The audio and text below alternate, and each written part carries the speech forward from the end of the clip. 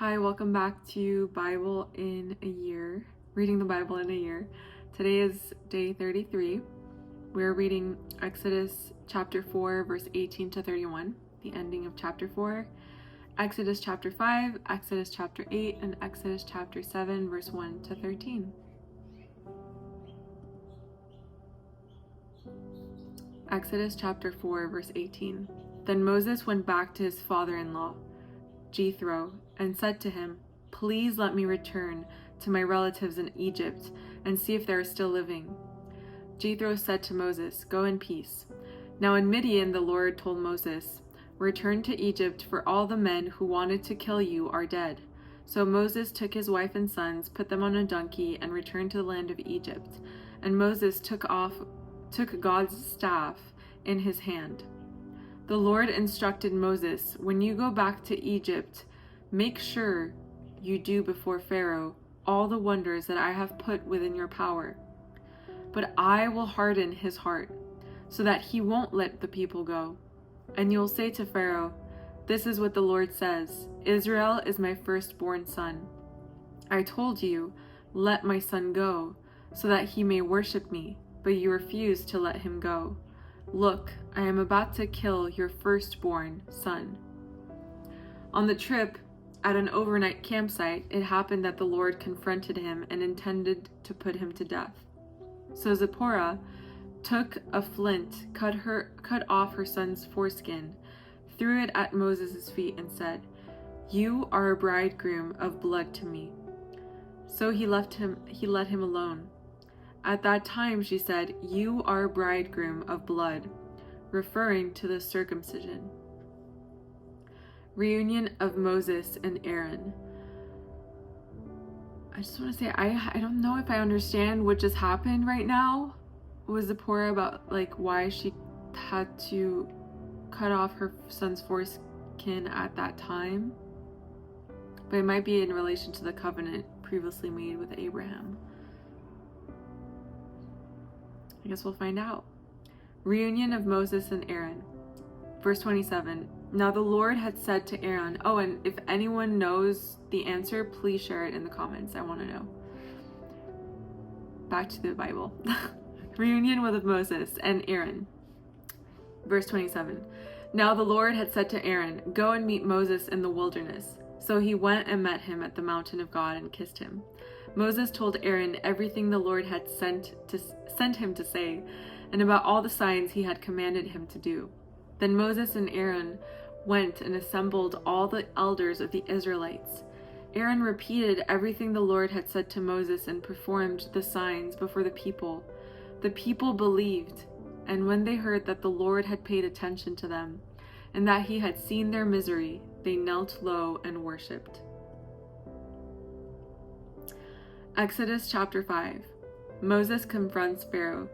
Later Moses and Aaron went in and said to Pharaoh, "This is what the Lord, the God of Israel, says: Let my people go, so that they may hold a festival for me in the wilderness." But Pharaoh responded, "Who is the Lord that I should obey him by letting Israel go? I don't know the Lord, and besides, I will not let Israel go." They answered, "The God of the Hebrews has met with us. Please let us go on a 3-day trip into the wilderness, so that we may sacrifice to the Lord our God, or else he may strike us with plague or sword." The king of Egypt said to them, "Moses and Aaron, why are you causing the people to neglect their work? Get to your labor." Pharaoh said also, "Look, the people of the land are so numerous, and you would stop them from their labor.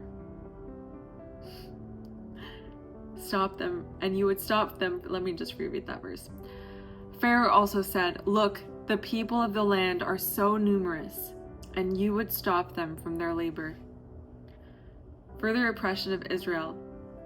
That day Pharaoh commanded the overseers of the people as well as their foremen, "Don't continue to supply the people with straw for making bricks, as before. They must go and gather straw for themselves, but require the same quota of bricks from them as they were making before. Do not reduce it, for they are slackers. That is why they are crying out, 'Let us go and sacrifice to our God.' Impose heavier work on the men. Then they will be occupied with it and not pay attention to deceptive words. So the overseers and foremen of the people went out and said to them, "This is what Pharaoh says. I am not giving you straw. Go get straw yourselves wherever you can find it, but there will be no reduction at all in your workload." So the people scattered throughout the land of Egypt to gather stubble for straw. The overseers insisted, "Finish your assigned work each day, just as you did when the straw was provided." Then the Israelite foremen, whom Pharaoh's slave drivers had set over the people, were beaten and asked, "Why haven't you finished making your prescribed number of bricks yesterday or today as you did before?" So the Israelite foremen went in and cried for help to Pharaoh. "Why are you treating your servants this way? No straw has been given to your servants, yet they say to us, 'Make bricks.' Look, your servants are being beaten, but it is your own people who are at fault." But he said, "You are slackers, slackers. That is why you are saying, 'Let us go sacrifice to the Lord.' Now get to work. No straw will be given to you, but you must produce the same quantity of bricks." The Israelite foremen saw that they were in trouble when they were told, "You cannot reduce your daily quota of bricks." When they left Pharaoh, they confronted Moses and Aaron, who stood waiting to meet them. "May the Lord take note of you and judge," they said to them, "because you have made us reek to Pharaoh and his officials, putting a sword in their hand to kill us." So Moses went back to the Lord and asked, "Lord, why have you caused trouble for this people, and why did you ever send me? Ever since I went into Pharaoh to speak your name, he has caused trouble for his people, and you haven't rescued your people at all." Exodus chapter 6. But the Lord replied to Moses, "Now you will see what I will do to Pharaoh. Because of a strong hand he will let them go, and because of a strong hand he will drive them from his land." God promises freedom. Then God spoke to Moses, telling him, "I am the Lord. I appeared to Abraham, Isaac, and Jacob as God Almighty, but I was not known to them by my name, the Lord. I also established my covenant with them to give them the land of Canaan, the land they lived in as aliens. Furthermore, I have heard the groaning of the Israelites, whom the Egyptians are forcing to work as slaves, and I have remembered my covenant. Therefore tell the Israelites, I am the Lord, and I will bring you out from the forced labor of the Egyptians and rescue you from slavery to them. I will redeem you with an outstretched arm and great acts of judgment.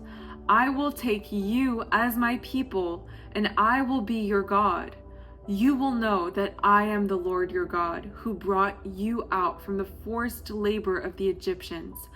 I will bring you to the land that I swore to give to Abraham, Isaac, and Jacob, and I will give it to you as a possession. I am the Lord." Moses told this to the Israelites, but they did not listen to him because of their broken spirit and hard labor. Then the Lord spoke to Moses, "Go and tell Pharaoh, king of Egypt, to let the Israelites go from his hand and from his land." It says it's from his land. But Moses said in the Lord's presence, "If the Israelites will not listen to me, then how will Pharaoh listen to me, since I am such a poor speaker?" Then the Lord spoke to Moses and Aaron and gave them commands concerning both the Israelites and Pharaoh, king of Egypt, to bring the Israelites out of the land of Egypt. Genealogy of Moses and Aaron. These are the heads of their families, their fathers' families. The sons of Reuben, the firstborn of Israel, Hanok and Palu, Hezron and Carmi. These are the clans of Reuben. The sons of Simeon, Jemuel, Jamin, Ohad, Jahin, Zohar, and Shaul, the son of the Canaanite woman. These are the clans of Simeon. These are the names of the son of Levi according to their family records: Gershon, Kohath, and Merari. Levi lived 137 years. The sons of Gershon, Libni and Shimei by their clans. The sons of Kohath, Amram, Izhar, Hebron, and Uzziel. Kohath lived 133 years. The sons of Merari, Mali, and Mushi. These are the clans of the Levites, according to their family records. Amram married his father's sister Jochebed, and she bore him Aaron and Moses. Amram lived 137 years.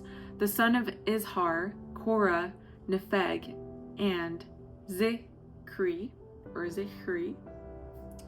The son of Uzziel, Mishael, Elzaphan, and Sithri. Aaron married Elisheba, the daughter of Aminadab, and sister of Nahshon. She bore him Nadab and Abihu, Eleazar, and Ithamar. The sons of Korah, Asir, Elkanah, and Abiasaph. These are the clans of the Korahites. Aaron's son, Eleazar, married one of the daughters of Putiel, and she bore him Phinehas. These are the heads of the Levite families by their clans. It was this Aaron and Moses whom the Lord told, "Bring the Israelites out of the land of Egypt according to their military divisions." Moses and Aaron were the ones who spoke to Pharaoh, king of Egypt, in order to bring the Israelites out of Egypt. Moses and Aaron before Pharaoh. On the day the Lord spoke to Moses in the land of Egypt, he said to him, "I am the Lord. Tell Pharaoh, king of Egypt, everything I am telling you." But Moses replied in the Lord's presence, "Since I am such a poor speaker, how will Pharaoh listen to me?" Exodus chapter 7. I'm making a lot of mistakes. Thank you for grace. The Lord answered Moses, "See, I have made you like God to Pharaoh, and Aaron, your brother, will be your prophet. You must say whatever I command you. Then Aaron, your brother, must declare it to Pharaoh so that he will let the Israelites go from his land. But I will harden Pharaoh's heart and multiply my signs and wonders in the land of Egypt. Pharaoh will not listen to you, but I will put my hand into Egypt and bring the military divisions of my people, the Israelites, out of the land of Egypt by great acts of judgment. The Egyptians will know that I am the Lord, when I stretch out my hand against Egypt and bring out the Israelites from among them." So Moses and Aaron did this. They did just as the Lord commanded them. Moses was 80 years old, and Aaron 83 when they spoke to Pharaoh. The Lord said to Moses and Aaron, "When Pharaoh tells you, 'Perform a miracle,' tell Aaron, 'Take your staff and throw it before Pharaoh. It will become a serpent.'" So Moses and Aaron went in to Pharaoh and did just as the Lord had commanded. Aaron threw down his staff before Pharaoh and his officials, and it became a serpent. But when Pharaoh called the wise men and sorcerers, the magicians of Egypt, and they also did the same thing by their occult practices, each one threw down his staff and it became a serpent. But Aaron's staff swallowed their staffs. However, Pharaoh's heart was hard, and he did not listen to them as the Lord had said. All right, day 33 is complete. Thank you for being here. Thank you for showing up. It's so incredible how, I mean, hearing about these stories of people stepping out in faith, listening to God, and just Him showing up for mercy and justice for His people is so beautiful. And I just love that imagery. And it was so interesting too, because when Pharaoh was talking about, he was saying like, "Oh, you just want to go in the wilderness and worship, you're slackers." He was like angrily saying like, "You're slackers" to the Hebrews.